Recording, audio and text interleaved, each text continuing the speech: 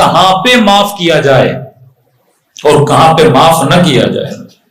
اسلام کا حکم ہے غیبت کرنا حرام ہے، لیکن کئی جگہوں پہ غیبت کرنا ثواب ہے۔ غیبت کرنا اسلام میں کیا ہے؟ حرام ہے۔ یہاں تک بتا دیا کہ بعض اوقات معصومین جو مثالیں دیتے ہیں وہ مثالیں جسمی مثالیں ہوتی ہیں تاکہ انسان کو کسی فعل کے برے ہونے کا احساس ہو جائے، لیکن ایک جگہ پہ غیبت ثواب ہے۔ کس جگہ پہ؟ ایک بندہ ہے، اس کی بیٹی کے لیے ایک رشتہ آیا ہے کسی جوان کا، اب آپ اپنے دوست سے اس کے محلے میں چلے گئے، بھائی فلاں رشتہ آیا ہے، آپ جانتے ہو فلاں بندے کو؟ کہ میں جانتا ہوں۔ وہ لڑکا کیسا ہے؟ اب یہاں پہ بندہ بولے غیبت کرنا کیا ہے؟ حرام ہے۔ بولے نہیں میں تو حسن ظن رکھوں گا، بڑا نیک بچہ ہے، بڑا نمازی بچہ، کل پتا چلے وہ نہ نمازی تھا نہ نیک تھا۔ ایک آدمی بزنس کرنا چاہتا ہے، اگلے بندے کو پارٹنر بنانا چاہتا ہے، وہ آپ کے محلے میں رہتا ہے، اب یہ آپ کے آ کے پوچھتا ہے کہ فلاں بندہ کیسا ہے، امین ہے کہ نہیں، مال میں خیانت تو نہیں کرتا، صادق الوعد ہے کہ نہیں۔ اب یہاں پہ بندہ کہے کہ غیبت کرنا کیا ہے؟ حرام ہے۔ نہیں، یہاں بتانا تیرے اوپر لازم ہے تاکہ اس کے مال کو نقصان نہ ہو، تاکہ اس کی بچی کی زندگی بچ جائے۔ تیسرا کہاں پر؟ اگر کوئی مظلوم تیرے پاس آئے، بیٹا مار دیا کسی نے، بیٹی کی ساتھ زیادتی کی کسی نے، بیٹے کے ساتھ زیادتی کی کسی نے، اگر یہ مظلوم اپنا درد سنائے تو اس کو یہ نہ کہا کرو کہ غیبت نہ کرو۔ فرماتے اب اس کے دل کے درد کو سننا بھی کیا ہے؟ ثواب ہے، کیونکہ مظلوم کی آہ سننا ثواب ہو جاتا ہے۔ تو حکم اسلام کہ معاف کرو، یعفو یصفحوا حتی یغفر اللہ لکم، معاف کرو، بخشو، واللہ یحب المحسنین، خدا احسان کرنے والوں سے محبت کرتا ہے۔ ملتا ہے امام زین العابدین علیہ السلام، مولا وضو کر رہے تھے اور کسی نے اوپر سے امام کے لیے، کوئی غلام تھا مولا کے لیے پانی لا رہا تھا، اب لاتے لاتے اس کے ہاتھ سے وہ چیز چھوٹ گئی، اور جیسے چھوٹی امام کے سر مبارک پہ آ کے وہ چیز لگی، اب مولا کے سر سے خون جاری ہوا۔ اب غلام کوئی غلطی کر لے تو انسان کو غصہ تو آتا ہے، سر پہ خون جاری ہو گیا۔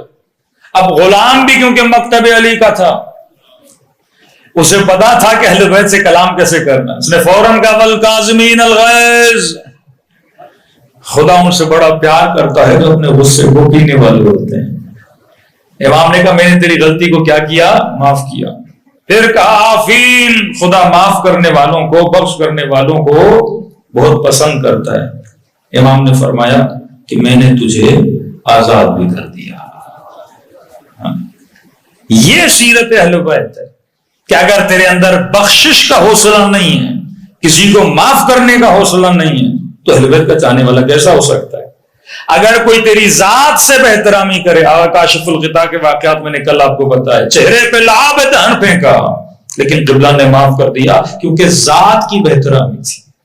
لیکن معصوم فرماتے ہیں 3 لوگوں کو معاف نہ کیا کرو، بخشش ہے پر 3 لوگوں کے لیے بخشش نہیں ہے، اور یہ 3 برائیاں معاشرے میں بہت زیادہ پائی جاتی ہیں۔ بولا کون سے؟ فرمایا العفو للمقر لا للمصر، 2 لفظ یاد رکھیے، بخشش مقر کے لیے ہے، مصر کے لیے نہیں ہے۔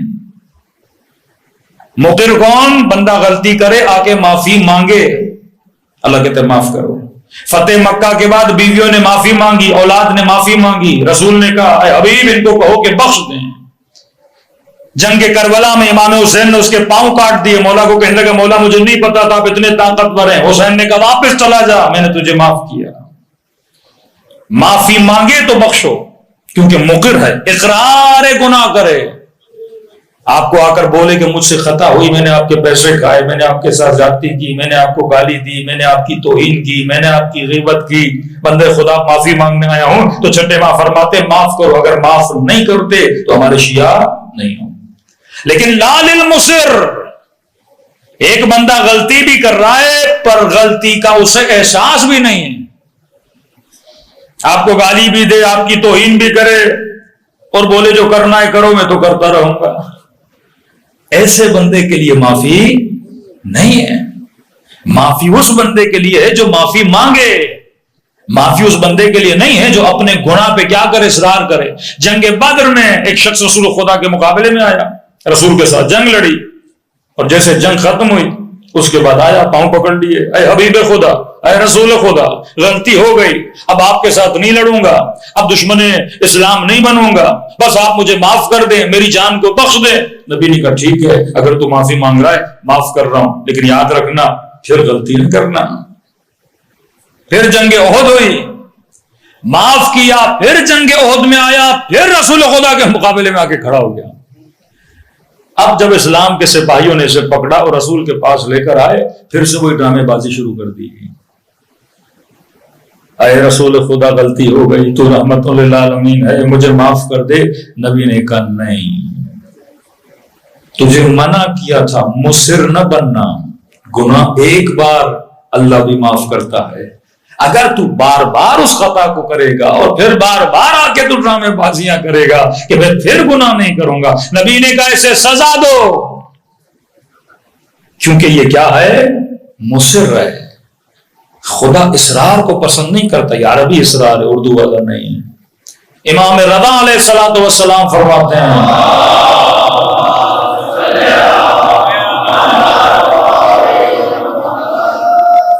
اگر کوئی بندہ اللہ کی دربار میں آئے اور توبہ کرے، لیکن اس کے دماغ میں یہ ہو ابھی تو توبہ کر رہا ہوں، کل جا کے پھر خطا کروں گا، اصرار بر گناہ، مصر ہو، فرماتے ہیں یہ اللہ کی دربار میں رو نہیں رہا، یہ گویا رب کا مذاق اڑا رہا ہے، اور اللہ ایسے بندوں کو اور کڑی سزا دیتا ہے۔ تو مصر کے لیے معافی نہیں ہے، مکر کے لیے معافی ہے۔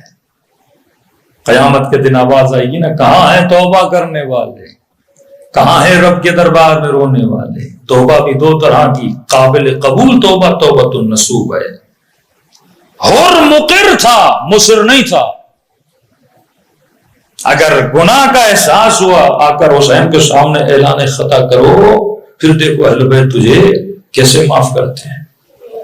دوسری چیز، پہلا گناہ، مصر کو کبھی فرماتے ہیں معاف نہ کیا کرو جو اپنے گناہوں کے اقرار نہیں کرتا، بار بار گناہ پہ گناہ کرتا ہے۔ دوسرا کون سا بندہ؟ فرمایا جو حدود خدا کو پامال کرے، اس کے لیے معافی نہیں ہے۔ نجاشی علی ابن ابی طالب کے پیچھے نماز پڑھتا تھا، مسجد میں علی کے ساتھ، خطبوں میں علی کے ساتھ، مجلس میں علی کے ساتھ۔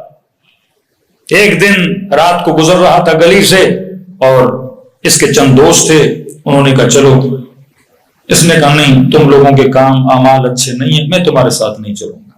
کہا نہیں 10 منٹ میں کیا ہوتا ہے۔ یہاں پر بھی جوان احتیاط کرے، اگر تمہارا کوئی دوست نشئی ہے، بدکار ہے، گنہگار ہے، وہ تمہیں لے جائے اپنی محفل میں اور تم بولو گے تو بڑا متقی ہوں، اس کی محفل میں بیٹھ کے میرے اوپر کون سا اثر ہونے والا، یہی وسوسہ شیطان ہے۔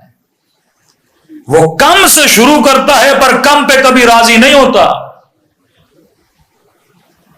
عباسیوں کا بادشاہ کہتے ہیں مرغی اس کے سامنے کاٹتے تھے، برداشت نہیں کرتا تھا، لیکن ایک وقت وہ آیا کہ جب تک کسی علی کے شیعہ کا گلا کاٹا نہیں جاتا تھا تب تک یہ کھانا کھاتا نہیں تھا۔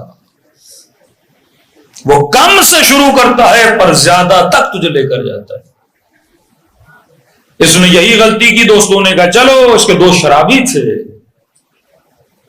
کہ میں تو نیک ہوں، میں شراب کے محفل میں جا کے میں تو نہیں پیوں گا۔ نہیں، اثر ہوتا ہے۔ پتھر کتنا سخت ہے، پانی کتنا نرم ہے، لیکن قطرہ قطرہ قطرہ بہ بہ کر اس پتھر کے اندر بھی وہ پانی کیا ڈال دیتا ہے، درار ڈال دیتا ہے۔ آہستہ آہستہ تجھے بے ادب بناتا ہے، آہستہ آہستہ تجھے نافرمان بناتا ہے، آہستہ آہستہ تجھے مشرک بناتا ہے، آہستہ آہستہ تجھے فاسق بناتا ہے۔ ایک ہی دن میں آ کے تو نہیں کرے گا نا۔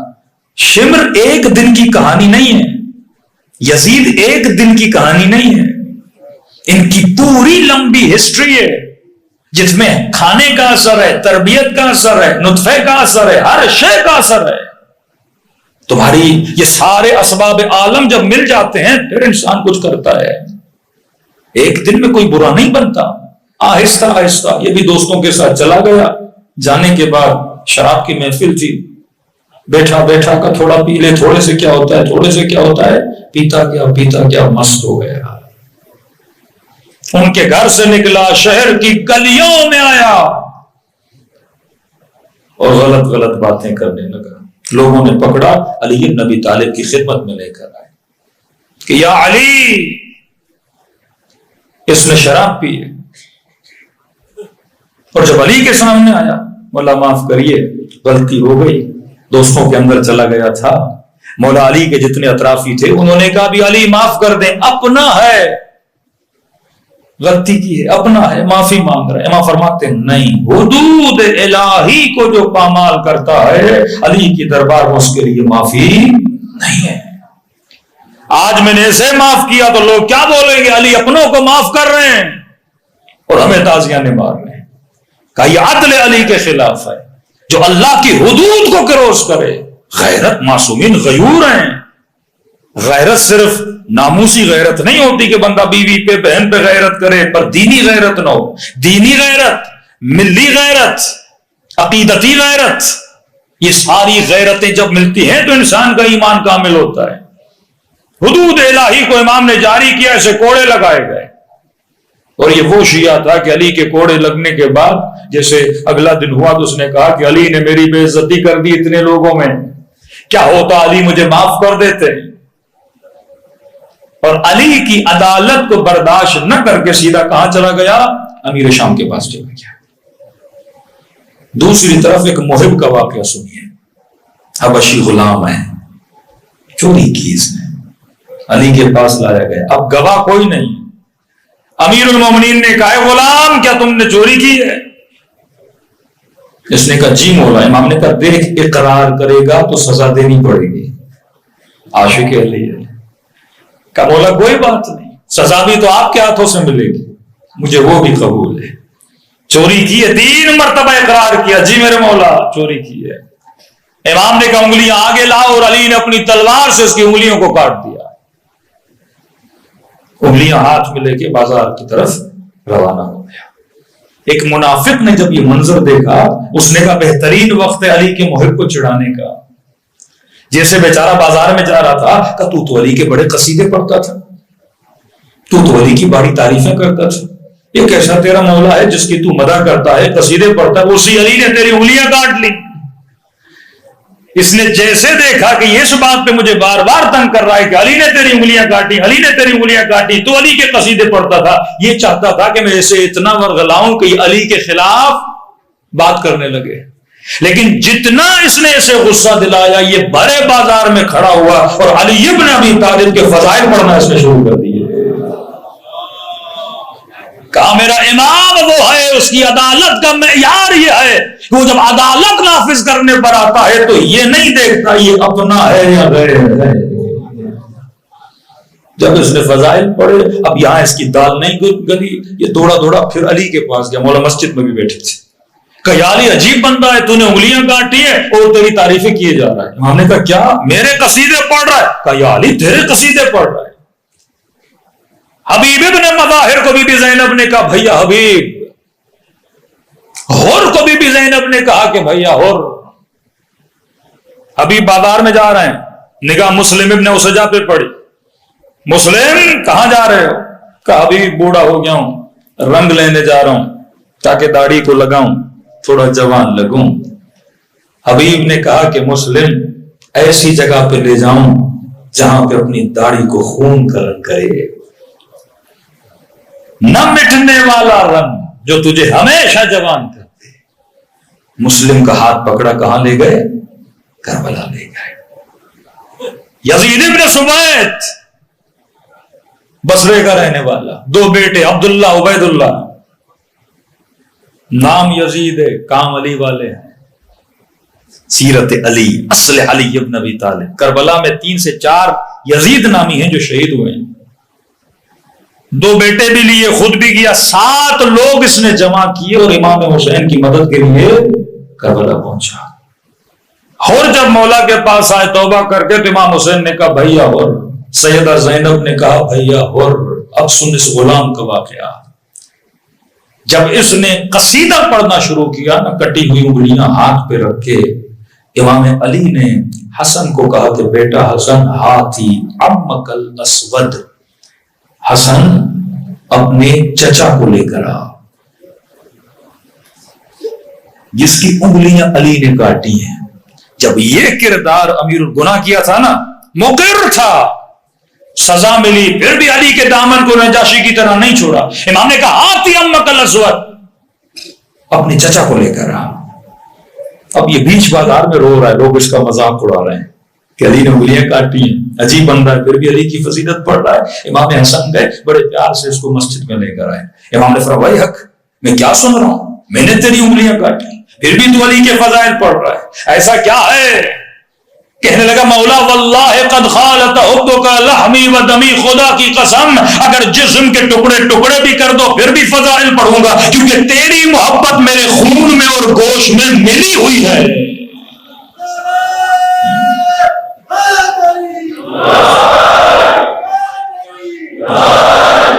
مولا یہ تو نہیں کہ آپ مجھے سزا دے میں دامن علی کو چھوڑ دوں۔ اس وقت علی نے اس کے چہرے کو بوسہ دے کر کہا کہ ایسے ہوتے ہیں علی کے شیعہ، کا انگلیاں ذرا آگے توڑا، آگے لعاب دھن سے ہاتھ انگلیوں پہ پھیرا، ہاتھ پھر ویسا ہی تھا جیسے پہلے اس کا موجود تھا۔ اسی طرح ترمیم کریں گے اہل بیت میدان برزخ میں اپنے جانے والوں کی۔ خطائیں ہیں، غلطیاں ہیں، یا سزا کا ازالہ دنیا میں کر یا عالم برزخ میں سزا کا ازالہ ہوگا۔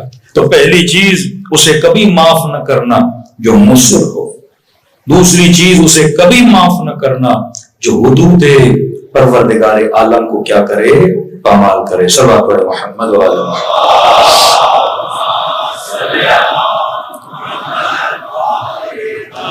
پہلی نشانی اگر کوئی مصر ہو اسے معاف نہ کرو، وہن مذہب کرے، توہین مذہب کرے۔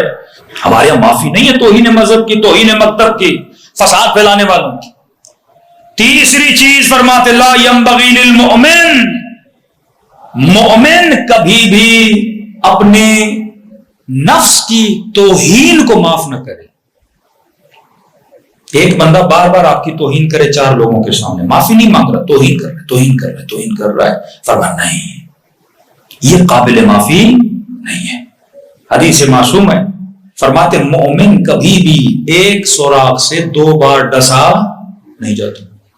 بندہ خدا ہے، ہاں بھائی تم فلاں بندے کے ساتھ کیوں گھوم رہا ہے، اس نے تو آپ کی توہین کی تھی، یہ تو آپ کا مال کھا گیا، یہ تو چار لوگوں میں آپ کو بدنام کر رہا تھا، پھر بھی اسی کو ساتھ لے کے گھوم رہے۔ بولے نہیں نہیں، معاف کرنا ثواب ہے۔ بندے خدا یہاں معاف نہیں کرنا جو آپ کی توہین کرے، جو آپ کو بدنام کرے۔ امام جعفر صادق علیہ الصلوۃ والسلام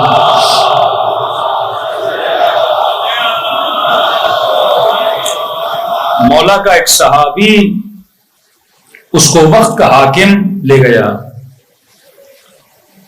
اور پکڑ کے جیل میں ڈال دیا۔ امام نے اسے خط لکھا، یہ میرا نیک ترین صحابی ہے، چھٹے امام، اسے چھوڑ دے۔ اس نے کہا نہیں چھوڑتا، اور اس نے چھٹے امام کی توہین کی۔ امام نے کہا دیکھ اگر نہیں چھوڑے گا میں فرزند رسول ہوں، تجھے بد دعا دوں گا، تو توہین کر رہا ہے۔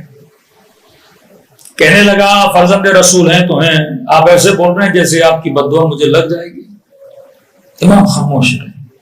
اگلے دن امام کو پتا چلا اس نئی نے اس کو پھانسی دے دی، مار دیا مولا کے صحابی کو۔ یہ مولا کا صحابی کہتا ہے امام فوراً سجدے میں چلے گئے اور جا کر کہنے لگے العجل العجل العجل، خدایا جلدی اسے سزا دے، جلدی اسے سزا دے، جلدی اسے سزا دے۔ کہ ابھی امام نے 3-4 بار العجل بولا تھا ہی نہیں، وہ جس گھر میں بدبخت رہتا تھا اس کے گھر سے رونے کی آوازیں بلند ہو گئی۔ دوڑے دوڑے گئے، کیا ہوا کا پتہ نہیں، اچانک اس کی سانس گھٹی اور گلا دبا اور وہیں پہ اس نے جان دی اور مر گیا۔ اہل بیت بھی توہین کو اس طرح برداشت نہیں کرتے تھے۔ حکم دے رہے ہیں اے شیعہ عباس عباس کیوں بنے؟ اصولوں کی وجہ سے عباس عباس۔ 12 کہہ رہا ہوں کربلا چلے جاؤ، 2 تجھے سونے کے گنبد نظر آتے ہیں، ایک امام کا روزہ ہے، ایک غیر امام کا روزہ ہے۔ لیکن دیکھنے سے ایسے لگتا ہے دونوں اماموں کے روزے ہیں۔ کبھی سوچا کہ اتنی فضیلت خدا نے غازی عباس کو کیوں دی؟ جعفر بھی تو حسین کے بھائی تھے، اتنا مقام غازی عباس کو کیوں ملا؟ وہی بات، ادب کی وجہ سے، احترام کی وجہ سے۔